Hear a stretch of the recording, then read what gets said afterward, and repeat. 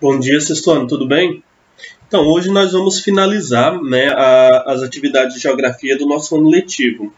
Hoje nós vamos utilizar aqui do livro didático no capítulo 14 e vamos então finalizar, né, o conteúdo didático falando um pouquinho sobre a geração de energia e os desafios que estão aí envolto a essa geração de energia. Assim como nas aulas anteriores, eu vou convidar vocês a pegar, né, o livro didático e acompanhar comigo a aula de hoje. Lembrando que nas últimas semanas nós temos visto as características da atmosfera, do clima, vimos a questão das paisagens, como é que as paisagens vão se desenvolvendo, vimos também as relações econômicas, como que se dão as relações econômicas, entendemos lá um pouquinho sobre o setor primário, secundário e quaternário, e hoje nós vamos encerrar então, na semana passada nós vimos a questão das indústrias, os serviços de tecnologias envoltos à indústria, e hoje, por fim, nós vamos falar ali do problema, né, do desafio da produção de energia, que é gasta tanto pelo uso humano, quanto também pelo uso industrial. Então, para isso, nós vamos fazer uso do capítulo 14 do livro didático de vocês, que se encontra lá na página 339. Então, a partir da página 339, nós vamos aqui pensar um pouquinho na aula de hoje. Nós já estamos aí na reta final, né? Na semana que vem nós já temos a nossa atividade avaliativa, então por isso eu vou pedir para que vocês se atentem bastante, principalmente à atividade de revisão que eu passei para vocês já tem algumas semanas, e é a partir da atividade de revisão que nós vamos fazer ali a nossa prova, que vai ser feita conforme a prova do bimestre passado, né? Por meio de videochamada, e a prova será oral com valor de 3 pontos. Em relação às atividades, eu vou pedir para que vocês sejam bastante pontuais, né? Aqueles que ainda não entregaram as atividades, por favor, o façam. Vocês vão precisar aí das atividades para que a gente conte a presença de vocês na aula, assim como também a gente conte aí com o desempenho, né, que vocês tiveram na disciplina de geografia, tá certo?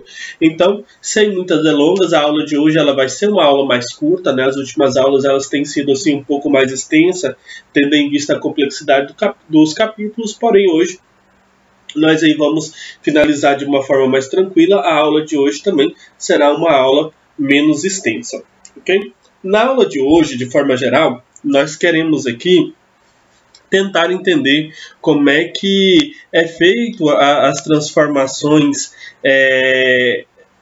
que foram verificadas ali no decorrer das revoluções técnico-científicas, e principalmente como essas transformações aí elas vão demandar, né, uma acelerada produção de energia e um acelerado gasto, né, desta energia.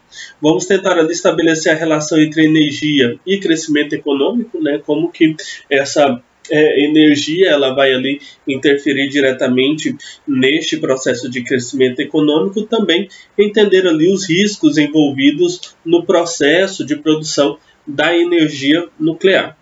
Então, a partir disso, vamos tentar apresentar ali as principais bacias hidrográficas do território e debater ali as necessidades, né, de um melhor aproveitamento dessas bacias, tendo em vista o transporte, né, apresentando ali, contudo, os riscos ambientais de iniciativas mal conduzidas, né, como é que essas iniciativas mal conduzidas ali a partir dessas bacias hidrográficas nas quais nós coletamos ali a energia, né, a partir dessas bacias hidrográficas, como que esse planejamento feito ali de uma forma não tão segura pode prejudicar o ambiente.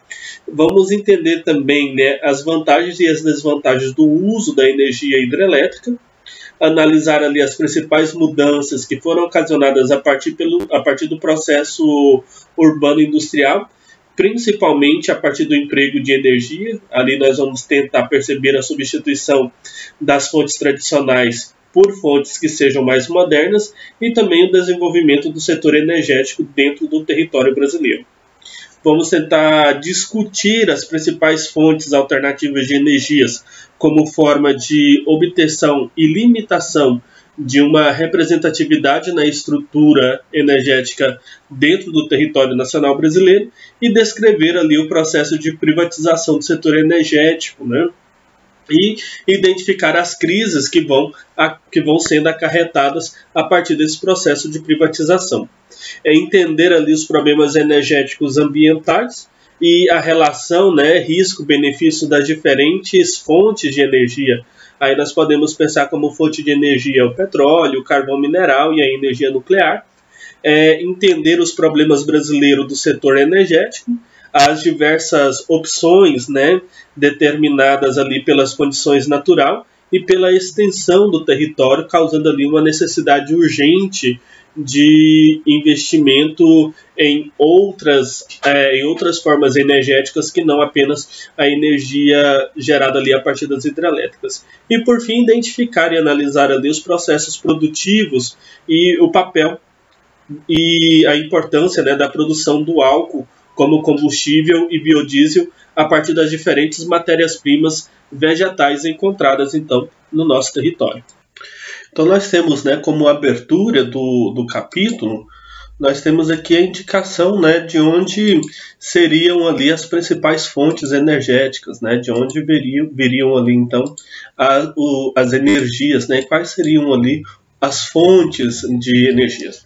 Para isso, nós poderíamos dizer que a energia elas se tratam então de substância ou elementos que têm ali a função de serem ou não substituídas por processo de transformações, onde o ser humano vai retirar força, calor ou ainda eletricidade a fim de promover então diversos procedimentos necessários à sobrevivência humana. Logo abaixo, aí na página 340, nós temos um pequeno esquemazinho, né? Nós temos aí um gráficozinho, onde se mostra aí a matriz secundária mundial, né, de consumo de energia primária, onde nós temos aqui, né, a grande centralidade, ou a maioria, né, do uso de energia, centrado ali no petróleo e nos seus derivados, seguindo ali pelo carvão mineral e pelo gás natural. Na sequência, nós temos a energia extraída a partir da biomassa, posteriormente a energia nuclear, seguida das hidrelétricas, né, aquela que nós utilizamos no Brasil, as energias geradas ali a partir das hidrelétricas, e por último ali 1% seria ali outras fontes, né, de energias, então, de energias renováveis. Então seria mais ou menos este, né, o esquema de fontes energéticas nas quais nós fazemos uso aí a nível mundial. Em todo momento, então, da história, o ser humano ele vai buscar na própria natureza elementos no qual ele pudesse poupar os seus esforços ali e poupar também o seu gasto de energia.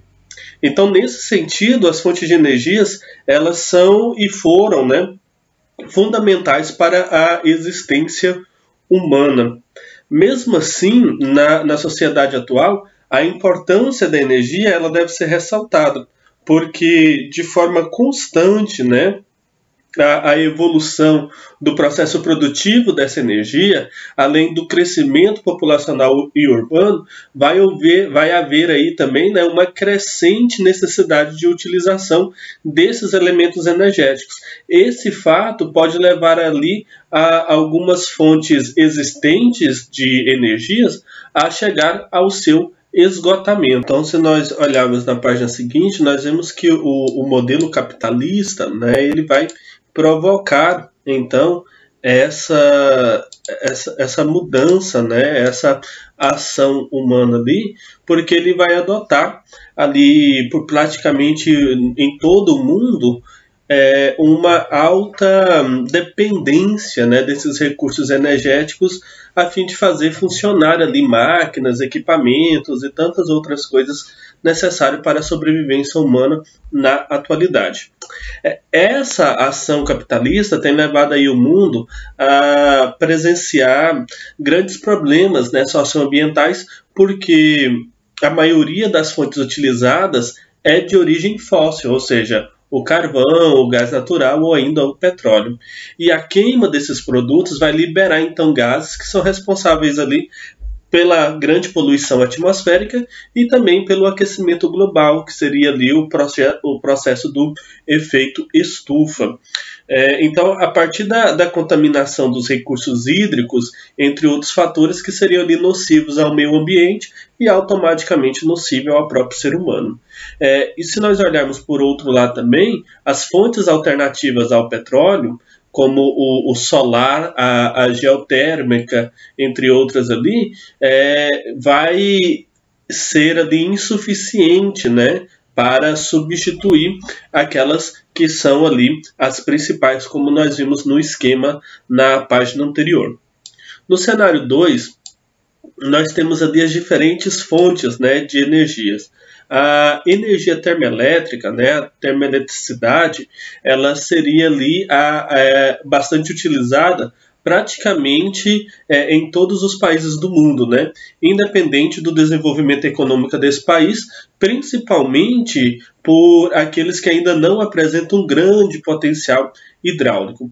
Esse modelo de energia ali, ele pode ser produzido pela queima do carvão ou do gás natural, ou do petróleo, do biogás ou ainda do biodiesel, que vai apresentar ali algumas características positivas, como a possibilidade de instalações em locais estratégicos e próximos ali aos grandes centros consumidores dessa energia.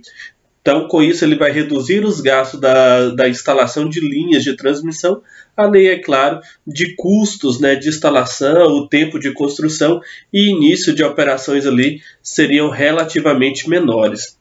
A eletricidade a partir do carvão mineral, nós podemos entender o carvão mineral como combustível fóssil, que seria ali resultado das transformações que foram ocorridas, né, após o soterramento de grandes florestas em bacias e sedimentos ao longo da era paleozoica, então no período carbonífero.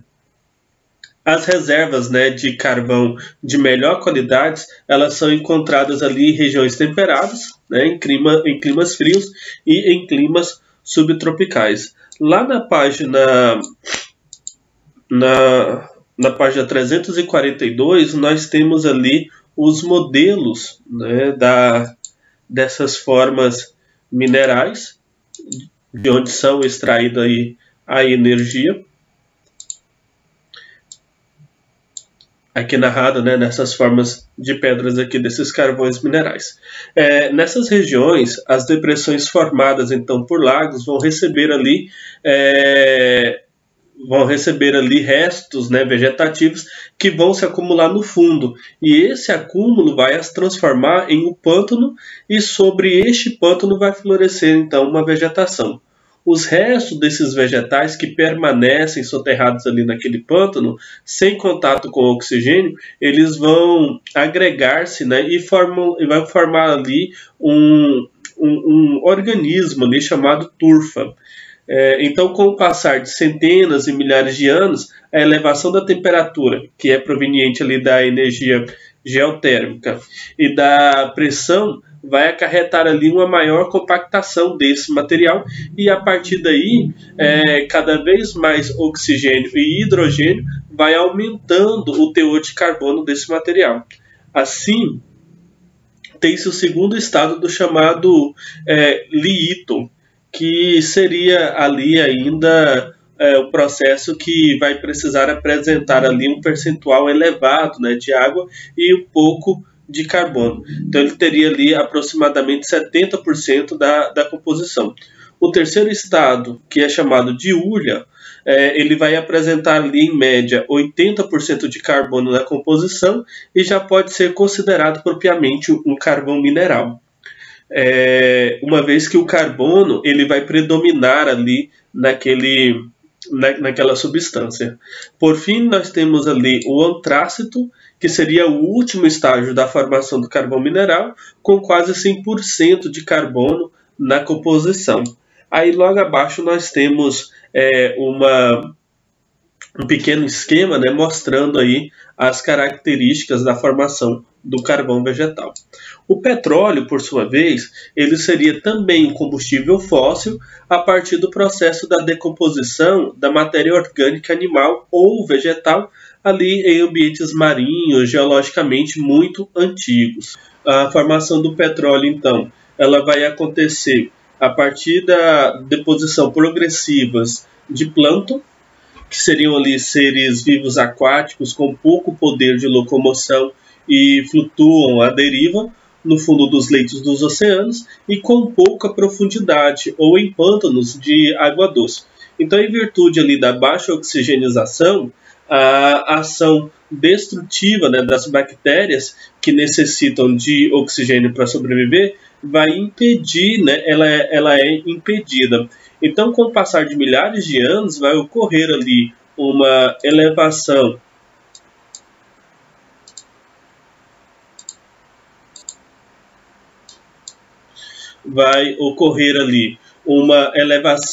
da pressão e da temperatura sobre a massa, né, de materiais orgânicos, o que vai transformá-los então em substância oleaginosa, que seria ali uma mistura de lama e areia, e de densidade então menor que a água, uma coloração escura, né, entre o negro e o marrom.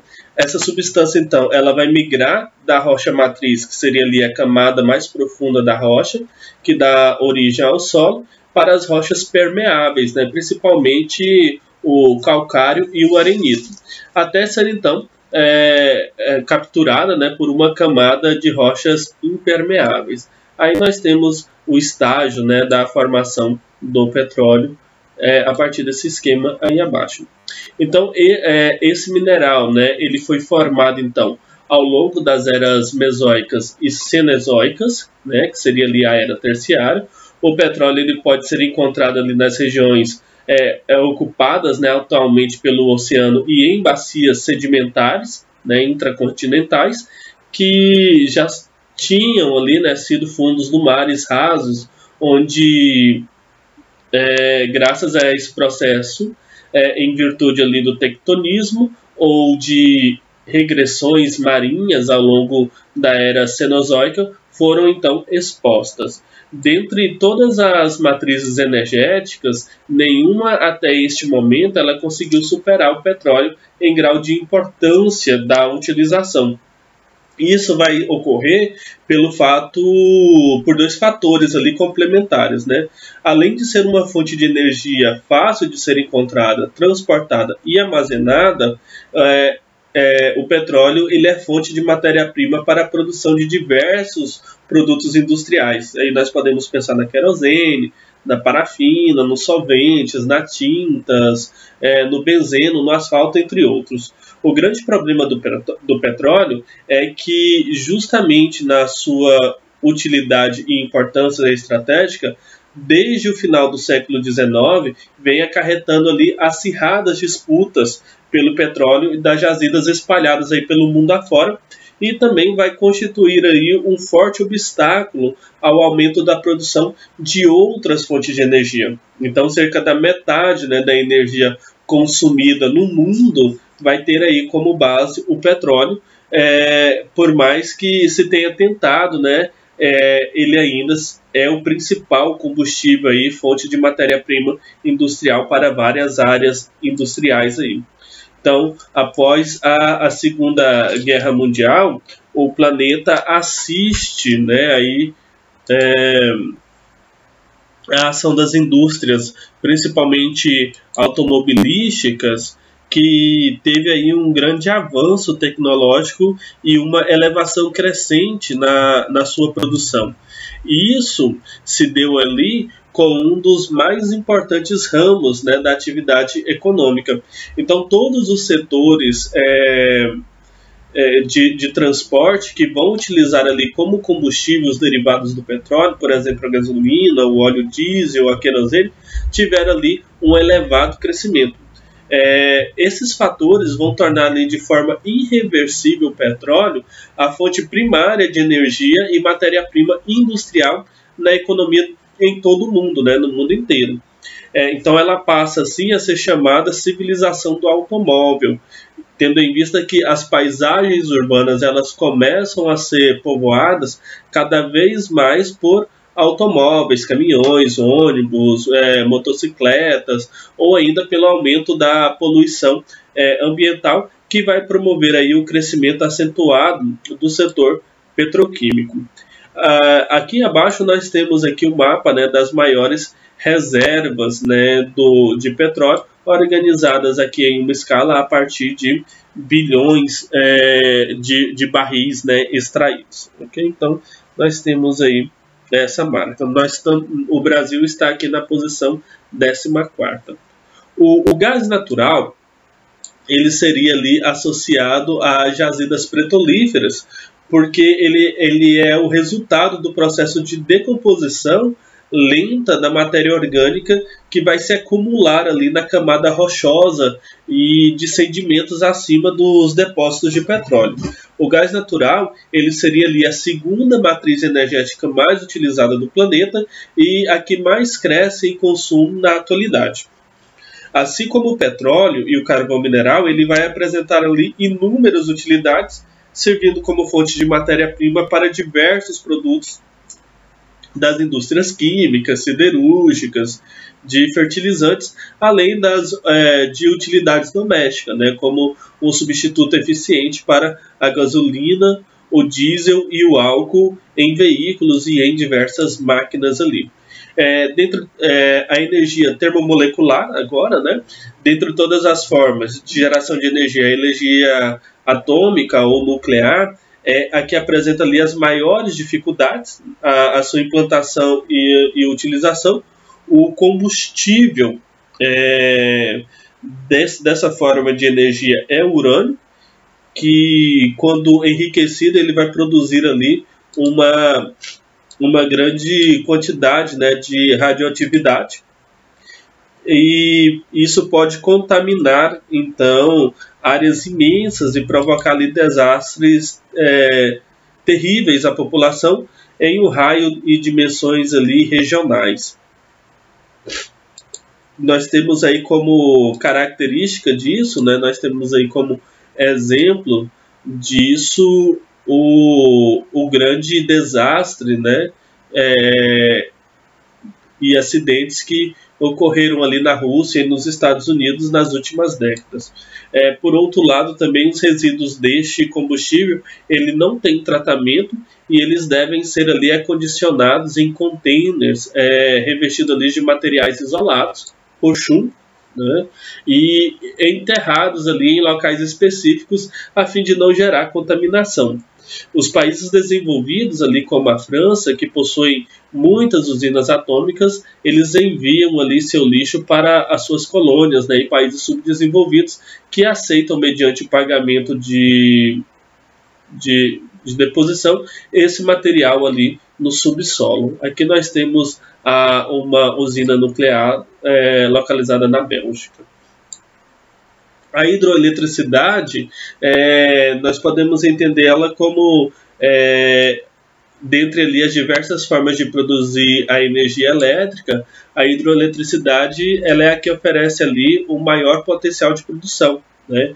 Os gastos com a instalação, que seria ali a construção de barragens e equipamentos para produção e distribuição, ali a estação alimentadoras, linhas de transmissão e etc. são bastante elevados, mas que pode ser ali implantada e eles diminuem, né, rapidamente. Então, para que se obtenha, né, energia pela hidroeletricidade, ali são necessárias algumas condições especiais na hidrografia e na topografia, de regiões que tornem ali viável para a implantação e distribuição a partir de menores custos, né? Onde a geração dessa fonte de energia é possível, ou ainda quando o custo de produção ele é bem menor que as demais formas de geração de energia, essa fonte ela é instalada mesmo que possa causar impactos ambientais ali, tendo em vista, por exemplo, a destruição da biodiversidade, o deslocamento de populações locais para outras áreas e, em muitos casos, também não oferecem as mesmas condições das formas anteriores de extração de energia. As áreas de reservas florestais próximas às nascentes dos rios, que vão alimentar ali o sistema de produção de energia hidroelétrica, elas devem ter grande fiscalização, porque o desmatamento dessas áreas, né, poderá causar ali uma menor infiltração de água no solo e, consequentemente, a diminuição, né, da vazão dos rios. Isso também pode ali aumentar o volume de sedimentos carregados por esta ação humana, né? Isso provocará ali, então, o assoreamento do lago, das barragens, danificando ali as turbinas, né? Nas modernas hidrelétricas existe ali um sistema de filtragem que vai impedir então o acúmulo de sedimentos, que o acúmulo desses sedimentos tenham acesso ali às turbinas, né? O que vai ali alavancar, né, vai alavancar ali a característica de uma grande possibilidade de retorno financeiro para as usinas, né, gerando ali menos impacto no sentido de gastos para com a usina. No cenário 3, nós temos ali as fontes de energias limpas, né, ou então aquelas fontes de energias que nós chamamos de energias autossustentáveis. Então aqui nós podemos pensar na biomassa, que seria ali fontes de energias que estão entre as mais antigas, né, utilizadas pela humanidade. Por exemplo, a lenha, que desde o Paleolítico, após a descoberta do fogo, é utilizada pelo homem. Os óleos animais, óleos vegetais, que são utilizados ali há milênios, né, pelas diversas civilizações. A biomassa, então, ela seria uma fonte renovável, né, contida em matéria orgânica, seja animal ou vegetal, e utilizados ali para a produção de energia. Então, dentre as fontes, né, de biomassa utilizadas na atualidade, nós podemos pensar no etanol, que seria ali o biocombustível criado a partir da cana-de-açúcar e do milho, né? O Brasil seria ali o grande produtor e um dos grandes exemplos, né, de funcionamento dessa forma de energia. O biogás, a lenha, o bagaço da cana, os restos de madeiras e serragem, o esgoto doméstico, o lixo e entre outras formas que pode ser extraído ali essa forma de energia. Então, por ser uma energia renovável, ele vai apresentar ali uma alternativa viável, né, a substituição dos combustíveis fósseis que vão ali se esgotar um dia, né? Então, essa forma de energia seria ali uma forma de energia viável para a substituição dessas formas de energias ali, por exemplo, essas mais utilizadas por nós hoje, né? Então, ela vai representar ali por ser renovável, ela vai representar ali uma alternativa viável, né, aos combustíveis fósseis. Os benefícios desses tipos de energia, eles são inúmeros, né? Se nós pensarmos ali nos biogestores que vão produzir gás a partir da matéria orgânica, seria ali uma solução para o problema dos esgotos domésticos e do lixo das grandes cidades, né? Que que vai fazer ali o processo de amenizar a poluição da água e do ar e também a poluição do solo, né? O gás metano, o gás carbônicos, que são gerados a partir da fermentação do lixo ou do esgoto por bactérias, são coletados. Então, para produzir esse tipo de energia, né, para produzir a energia elétrica, esse gás, então, ele é queimado em motores especiais, a fim de que a produção de energia elétrica possa ser feita utilizando ali para produzir essa energia a partir de vapores de caldeiras. Então é uma nova fonte de energia que nós ainda estamos aí experimentando, ok?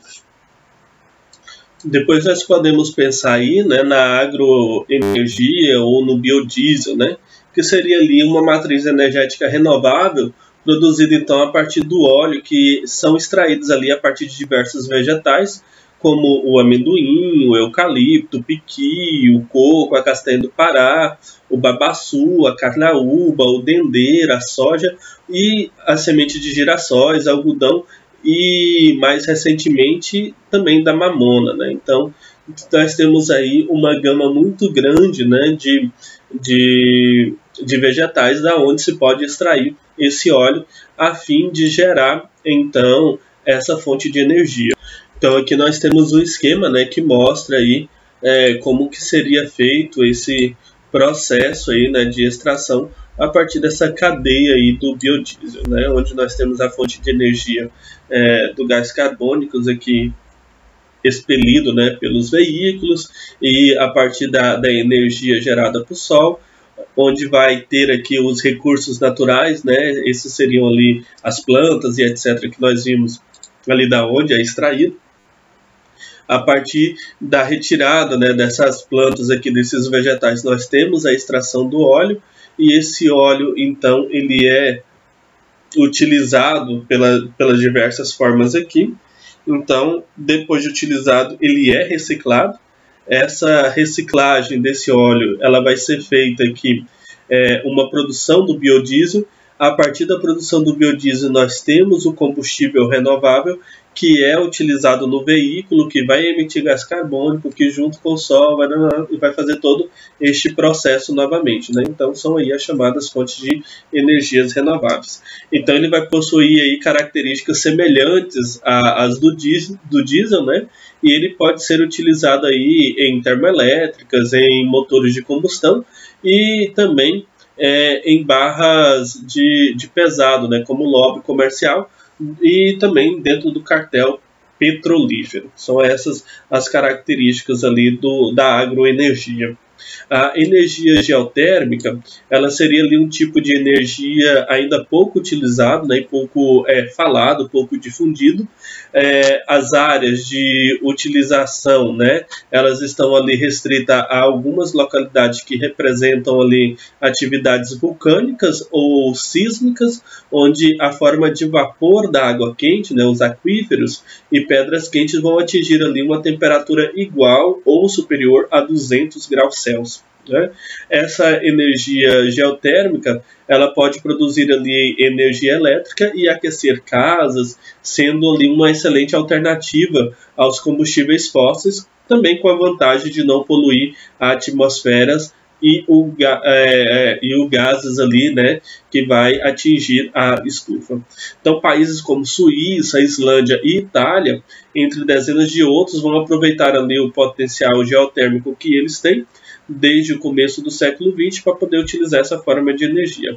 Quando a primeira fonte de energia geotérmica no século XX foi criada, então foi instalada na Itália.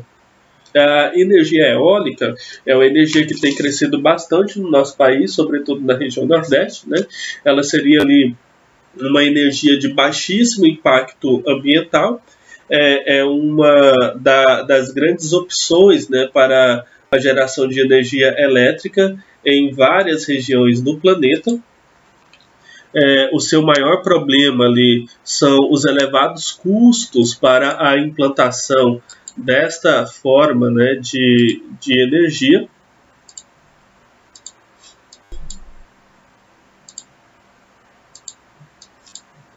Então, os seus maiores problemas ali estão no custo, né, de implantação. E isso também vai se aliar ali a certas condições que são essenciais para a geração desse tipo de energia, né, como a existência de ventos ali constantes e uma boa intensidade desses ventos. Então, grandes áreas disponíveis ali para a instalação de usinas, bem como problemas com a baixa produção energética por turbina, vão ali dificultar o processo, né, de implantação dessa fonte de energia. Então, pode também depender muito das condições naturais. A energia eólica, ela não é tão confiável quanto as outras formas de geração de energia, uma vez que esse tipo tem produzidos ali e esse tipo de energia ele tem reduzido, na verdade, o custo de produção desde a última década e já é considerada ali a segunda fonte, né, de energia renovável mais barata no Brasil, só perdendo para a fonte de energia hidrelétrica. Então, apesar do barateamento, ela vai contribuir ali apenas com 1,2%, né, da matriz energética brasileira. Depois a fonte de energia, né, maremotriz, que seria uma alternativa energética produzida ali a partir do movimento das águas marinhas, né? Ela também ainda é pouco utilizada em virtude ali da pequena potência geradora e atualmente só é utilizada em faróis e boias, né? E, é claro, em sinalizações ali que são utilizadas ao longo dos litorais. A energia solar, né, que também representando bastante, né, uma característica bastante avantajada no nosso território. A energia solar, então, ela é uma energia que muitos cientistas apontam, né, estar ali, ser, né, a solução energética para o mundo, porque ela se trata ali de um recurso renovável, visto que não se esgotará com facilidade e poderá ser utilizada aí nas suas diversas modalidades. Então, a geração desse tipo de energia, né, ainda, né, está sendo avaliada a partir de estudos, né, que ainda estão evoluindo e ali com baixo potencial econômico, né, de aproveitamento. Os painéis que captam ali a luz solar e as transformam em energia ainda não são capazes de efetuar essa conversão em grande quantidade, né, por serem ali relativamente caras. Essa instalação e manutenção desses equipamentos ainda faz com que o custo final da transmissão e a distribuição da energia elétrica ainda seja bastante elevado, não chamando a atenção dessa forma para a utilização da energia solar. Os países ali que se situam entre os trópicos, né, ali em maioria em desenvolvimento ainda, nós podemos citar o próprio Brasil, né, como exemplo desses países. Eles ali vão possuir um fator muito positivo para a utilização dessa fonte, né, de energia, que seria a energia solar, visto que essa região ela vai apresentar ali uma taxa de insolação relativamente elevada durante todo o ano. Por outro lado, também a precária, né, tecnologia de geração de energia e os baixos investimentos em pesquisas nessa área, elas vão ali inviabilizar, né, o processo de aproveitamento dessa forma de energia nessa região, né? Então, nós temos aí essa dificuldade de implantação a partir dessas características, certo? Então, pessoal, como eu havia falado para vocês no início da aula, a aula de hoje ela seria uma aula mais curta, né? Seria ali mesmo para que nós finalizássemos o conteúdo programático para o ano letivo. Então, dessa forma nós finalizamos, né? Falando então sobre as formas energéticas, né? As formas de energias que nós exploramos na atualidade. E eu peço a vocês mais uma vez, né, que se organizem para, principalmente, né, para a próxima semana, onde nós vamos construindo aí o processo de finalização do nosso ano letivo, tá certo? Então, por hoje é isso. Muito obrigado pela aula de hoje. Até a semana que vem. Um abraço.